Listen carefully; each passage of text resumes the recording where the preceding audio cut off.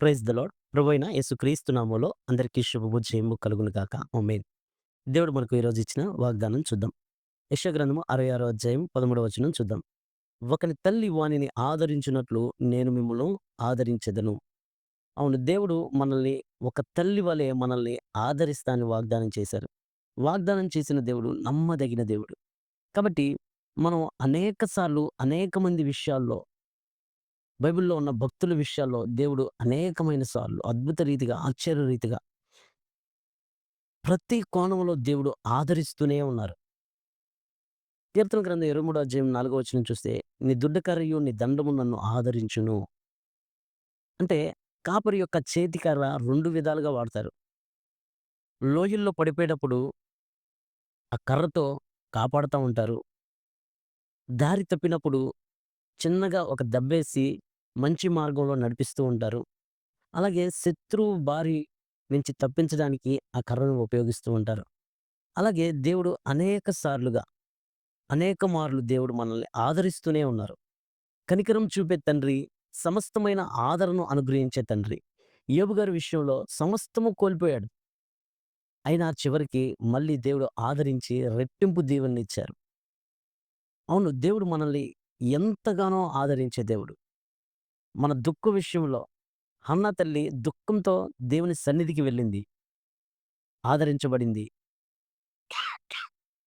ఆదరించి దేవుడు ఆదరించి తనకు గర్భఫలాన్ని దయచేశారు.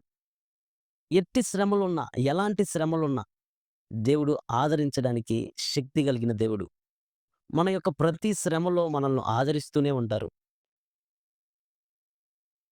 ఆయనను ఎవరైతే వెంబడిస్తారో, ఆయన్ని ఎవరైతే ప్రేమిస్తారో, నా గొర్రెలు నా స్వరము వినును అంటారు. ఎవరైతే ఆయన మాట చొప్పున చేస్తా ఉంటారో వారిని ఆదరించే దేవుడు.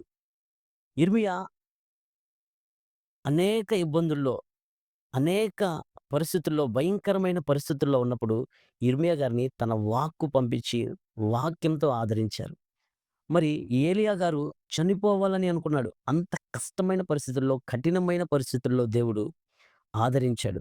ఆదరించి తన యొక్క భయాన్ని పారద్రోలి మరణము లేకుండా కూడా ఆయన్ని తీసుకొని వెళ్లారు. అలాంటి గొప్ప దేవుడు మనకున్నారు. ఆయన మనకు వాగ్దానం చేశారు. నమ్మదగిన దేవుడు. వాగ్దానం చేసిన దేవుడు నమ్మదగిన దేవుడు. తనను ఎందరైతే అంగీకరించారో, తనను ఎందరైతే విశ్వసిస్తారో వారందరికీ ఫలము దయచేయు దేవుడు. దావీదును ఆదరించారు. ఆయనకి అనేకమైన తన యొక్క అంతరంగంలో అనేకమైన విచారాలు, అనేకమైన ఇబ్బందులు, రాళ్ళు కొట్టి చంపేసే పరిస్థితులు, రాళ్ళతో తన చుట్టుపక్కల ఉన్న వారందరూ రాళ్ళతో కొట్టి చంపేద్దాం అని అనుకునే పరిస్థితులు. అలాంటి పరిస్థితుల్లో దేవుడు ఆందోళనకరమైన సమయాల్లో గూడా దేవుడు ఆనందంతో నింపి ఆదరించారు.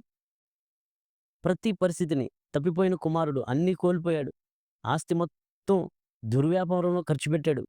అయినా తిరిగి తండ్రి యొద్దకొచ్చి పనివాడుగా ఉందాం అనుకున్నాడు. కానీ తండ్రి ఎంతగానో ప్రేమించి, ఆదరించి మరలా హక్కును చేర్చుకొని, మరలా పూర్వ వైభవాన్ని తన కుమారుడికిచ్చాడు. అలాగే దేవుడు మనం అనేక సార్లు తప్పిపోయినప్పటికీ దేవుడు మనకు బుద్ధి చెప్పి, మన కష్ట నష్టాల్లో మనకు కొన్ని గుణపాఠాలు నేర్పి, మనల్ని మరలా ఆదరించి, మళ్ళీ పూర్వ వైభవం మనకివ్వడానికి దేవుడు ముందుగా ఉంటారు. అంత గొప్ప ఆదరణ అనుగ్రహించే దేవుడు.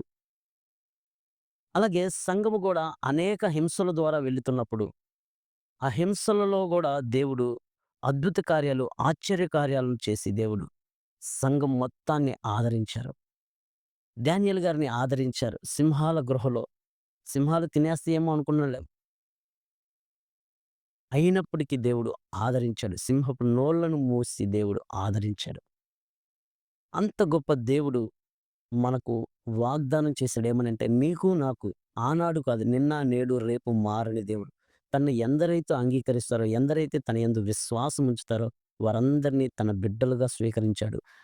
ఒక తల్లి ఒకరిని ఆదరించినట్లు, మన తల్లి మనల్ని ఆదరించినట్లు దేవుడు తన పిల్లలుగా మనల్ని అంగీకరించాడు, స్వీకరించాడు గాబట్టి, ఒక తల్లి ఒకరిని ఆదరించినట్లు దేవుడు మనల్ని ఆదరిస్తా అని వాగ్దానం చేశాడు. ఈ వాగ్దానం మన పట్ల, మన కుటుంబంలో ఉన్న వారందరి పట్ల దేవుడు నెరవేర్చునుగాక. ఆమేన్. Praise the Lord. ప్రభువైన యేసుక్రీస్తు నామములో అందరికీ శుభము, జయము కలుగును గాక. ఆమేన్.